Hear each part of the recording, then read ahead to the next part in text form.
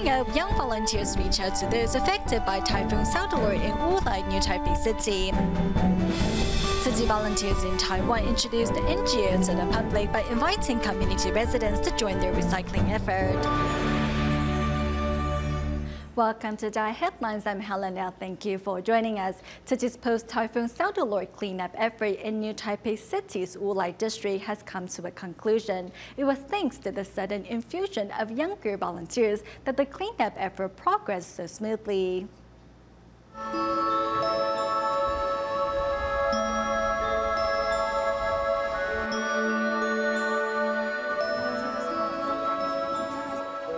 After the news broke, I felt uneasy about not taking action, as this is so close to home.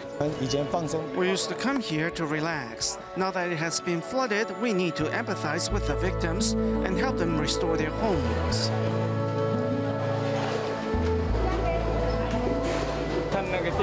I saw on the news that volunteers are needed here to help with the cleanup. I woke up this morning between 6:30 and 7, which I typically don't do during summer break.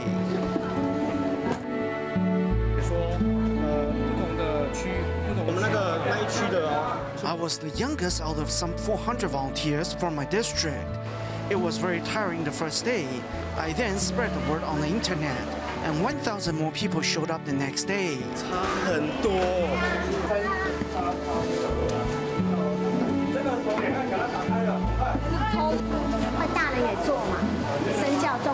It is more effective for adults to lead the young by setting an example, so they too can learn to be compassionate and commit to doing good deeds.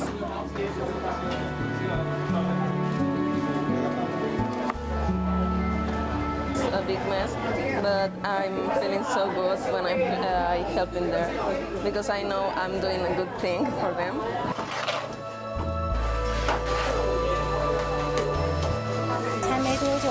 As we worked on the spa house in the basement, we were getting an alternative spa treatment, as every one of us came out drenched in sweat.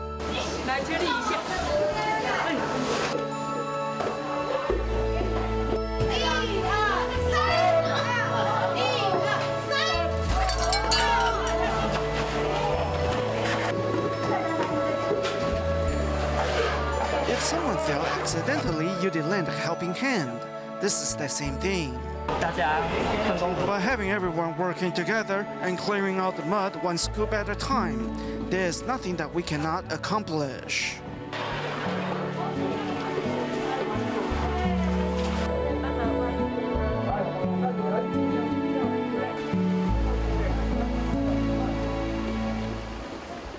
Among the areas severely damaged by Typhoon Soudelor in Taiwan is the mountainous region of Sanshan near Taipei City. To gain a better understanding of residents' needs, Tzu Chi volunteers recently traveled the disaster-torn area to conduct home visitations. Upon learning that Mr. Li of Tianfu Bora's home was left covered in thick mud following a landslide brought about by the typhoon, Tzu Chi volunteers quickly mobilized to help.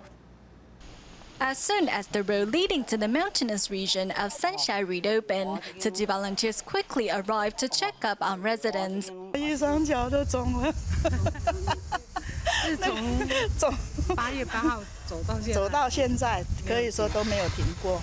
Due to a landslide caused by the powerful typhoon, downed trees and debris can be seen everywhere. Among the disaster survivors is Wu Baozai, who injured himself while cleaning up his home. I accidentally slept and hurt myself. The landslide not only jammed the garage door, but also left Mr. Li's house covered in thick mud.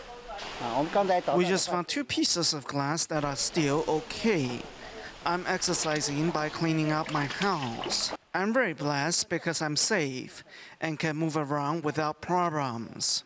Upon receiving their consolation cash, many disaster victims gladly donated the money back to Tzu Chi because they want to rebuild their homes on their own. A volunteer then tells the homeowners that Tzu Chi will help them with the cleanup. We'll ask our fellow counterparts to come help you clean up.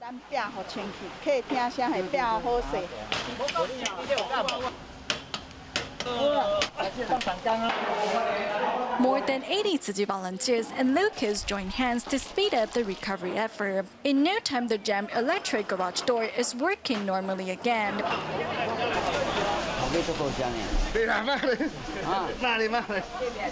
Although covered in mud, the volunteers are all smiles. 那还蛮走的，哥哥不辛苦啊。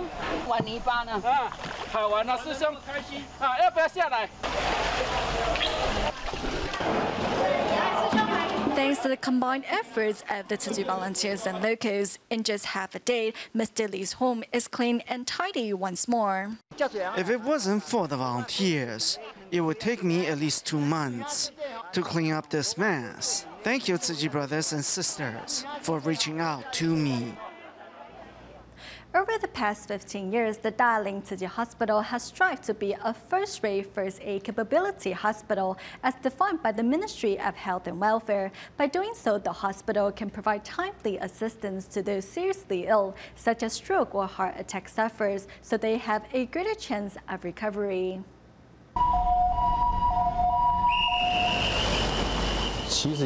For a hospital to be certified as a first-rate first aid capability hospital requires everything to be in just the right order. First of all, it's very costly in terms of human resources. Secondly, you got to have your SOP down, so teamwork is key.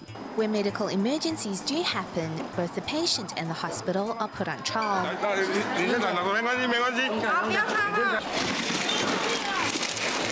Often, patients arrive in a critical stage. Certainly, her right hand and right leg went limp. Time is of the essence when it comes to saving lives, which is why DaAi Tzu Chi Hospital has invested so much to become a first-rate facility. Your CT scan showed that there is a slight clog in your brain, which caused the stroke. Miss Lee was brought here due to a possible stroke. The hospital immediately initialized its SOP for a stroke patient. After consulting a neurologist, within an hour of arrival, Ms. Lee's condition was confirmed and treatment was administered. This rapid response is all thanks to the seamless collaboration between the hospital's various departments. If fibrinolytic therapy is administered within 3 hours of a stroke, then the chance of recovery improves. So by completing the diagnosis within an hour, we will ensure that the patient has plenty of time to receive this treatment within the set 3 hours. Another condition that greatly benefits from timely treatment are heart attacks, as necrosis of tissues begins after 30 minutes. When a patient arrives at our hospital, if we can remove the clog in their artery within 90 minutes, the patient has a great chance to fully recover. For 2014, we were able to do that in 90% of our patients. This year, for the first half of the year, we have been able to maintain a 100% success rate.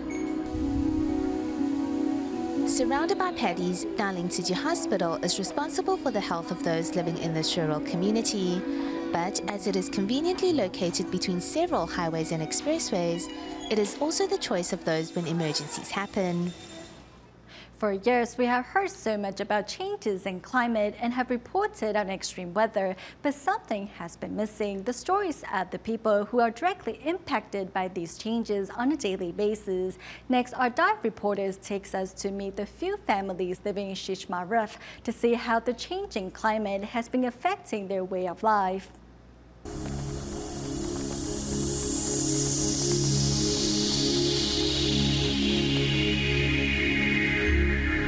All the way north of the Seward Peninsula, Sarachef Island, home to the community of Shishmaref, is shrinking.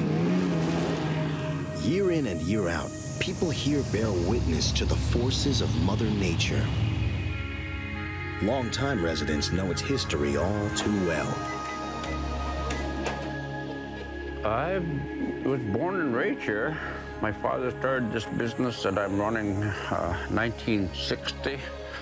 I took over management about 1990. In 1974, there was a 2 or 3 day storm that this island almost didn't survive. came that close to being underwater. It scared a lot of people. It scared some people so bad they moved out. I'm the mayor here at Shishmaref. My name is Howard P. Wilwana Sr. Mayor Howard recalled a more recent storm in 2005. During that initial storm, there was like 3 homes that we lost to the Mother Nature. But I'm seeing like almost 20 homes were moved. The erosion was so bad that they had to be moved.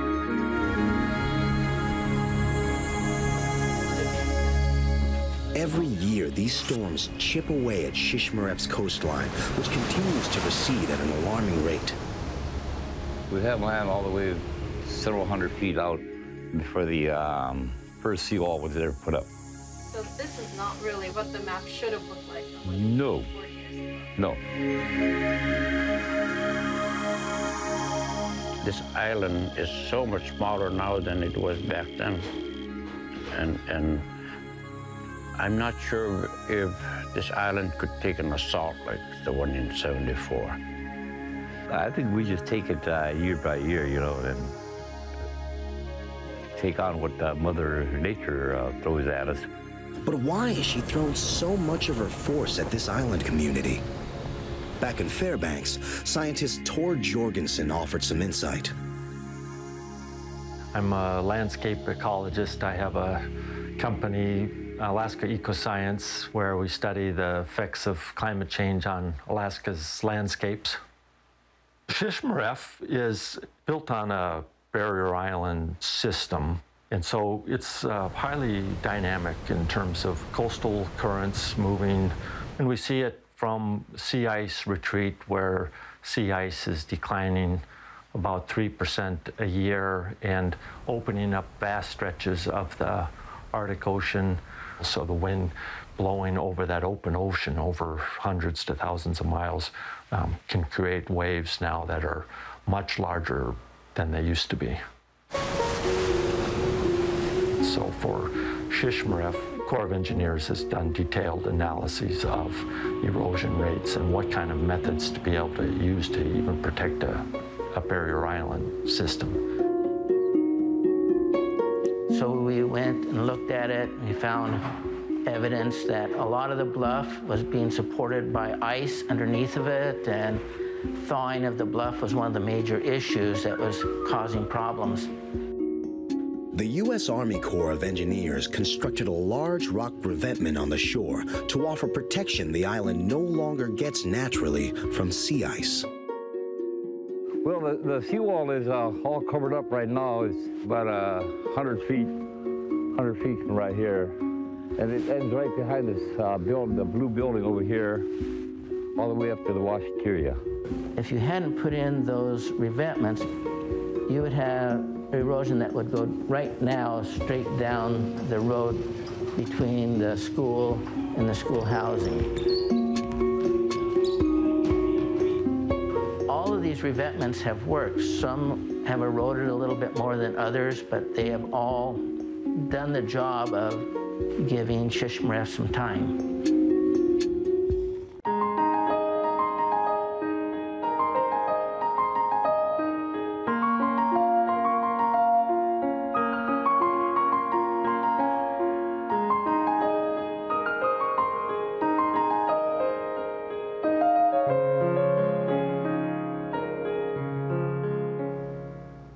In the first of our weekly series, let's take a look at how one community resident tried her hand at sorting recyclables and outdid herself.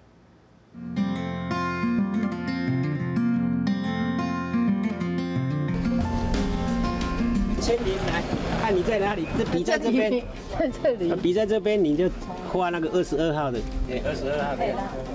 这个签名。 It's your first time here, so just listen to what the sister tells you. If there is anything you don't understand, feel free to ask. Don't be nervous, all right?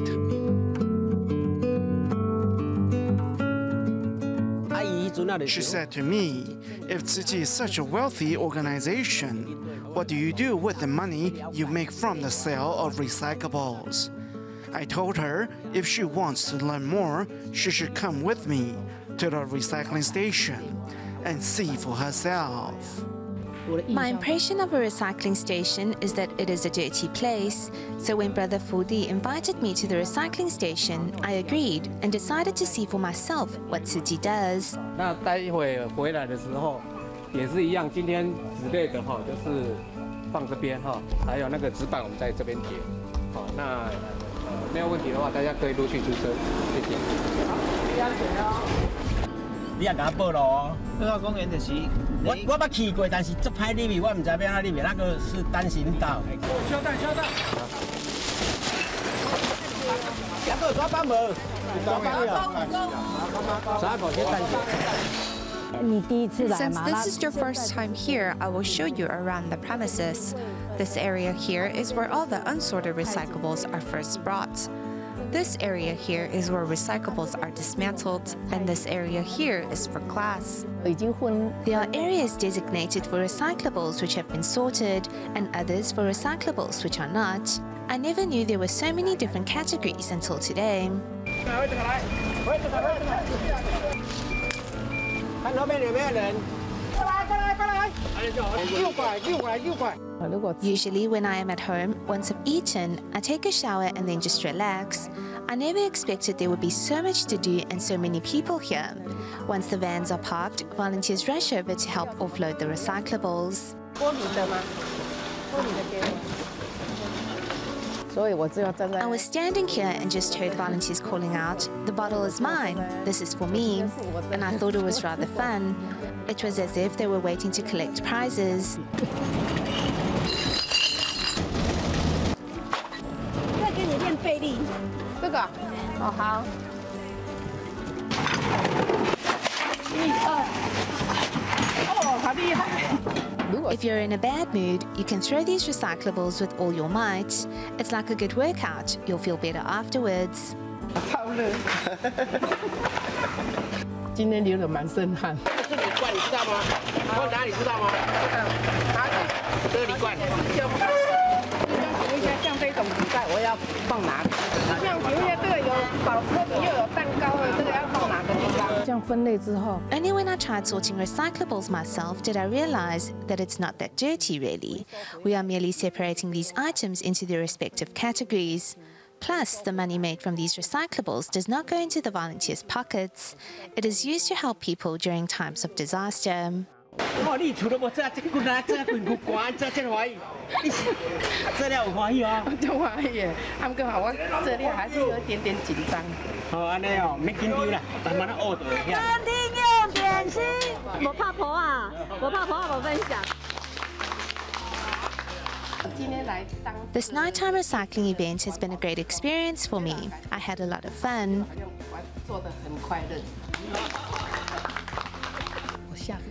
I'll definitely come back again. I really had a great time today.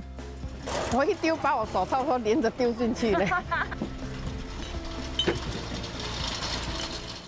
A two-day nationwide strike was held in different parts of Nepal starting on August 16th for safety concerns. Today's disaster relief and medical team members temporarily suspended outdoor activities and held a spiritual cultivation camp instead. During a nationwide strike, riot control police were deployed to patrol the streets of Kathmandu. Few vehicles were running on the normally busy roads. For safety reasons, the shops on the street here were closed down today. Only a few shops were open, and even schools closed down temporarily. Suspending outdoor activities, Tzu Chi volunteers held a half-day spiritual cultivation seminar. They chanted the prelude to the Lotus Sutra while practicing walking meditation. Taking the Dharma to heart, the volunteers renew their vows to serve. At the stage of Buddhahood, their minds are firm. They abide by their vows of purifying the world. Nepal is the birthplace of the Buddha, so we should abide by our vows. I'm in a foreign country, but my mind is with Tzu Chi. By gaining a deeper understanding of the Master's teachings, we can apply it in Nepal.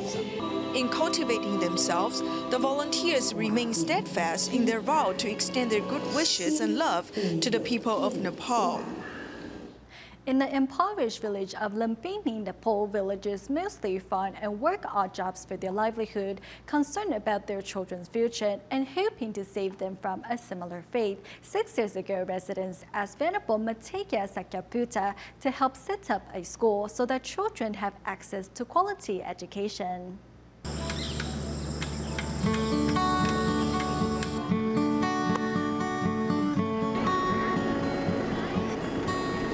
Bright and early in the morning, children dressed neatly in their school uniforms wait for the bus to arrive and pick them up. However, the bus never comes. To get to school and back, the bus is their only mode of transport.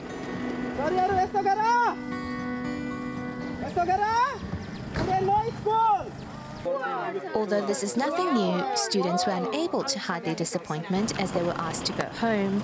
Scenes like this are not uncommon for children here in Lumbini. I get bored if I'm not able to go to school. I don't want to stay at home. I want to go to school and learn something meaningful. Children of Lumbini are diligent and hardworking because they know that education is their route out of poverty.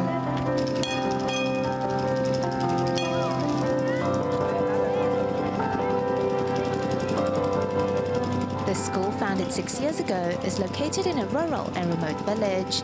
Most students here come from underprivileged families and attend school wearing their older brothers and sisters' uniforms. The classrooms are small, dimly lit with poor ventilation. However, despite this less than ideal environment, students cherish the opportunity to learn and embrace their education wholeheartedly. As there is a river that runs through the village, many locals fished for a living. However, as industrial pollutants have contaminated the water, residents are no longer able to sustain their livelihoods through fishing. Hence, many have turned to farming, while others work odd jobs instead. The children here usually run around and play all day. If there's a school here, they will be able to receive a good education. 6 years ago, villagers got together and drew up a petition asking Venerable Mategya to assist them with the establishment of a school. Before, we never realized the importance of education. Although we are not very well off, everyone wants to contribute some money to build a school here. Is the good education for the children around here, that they get very good education that they will need to help build this wonderful country and develop it. Thanks to this school, children here have the chance to gain valuable knowledge and skills and to improve their lives for a brighter tomorrow. If the children can go to school, their lives will be improved.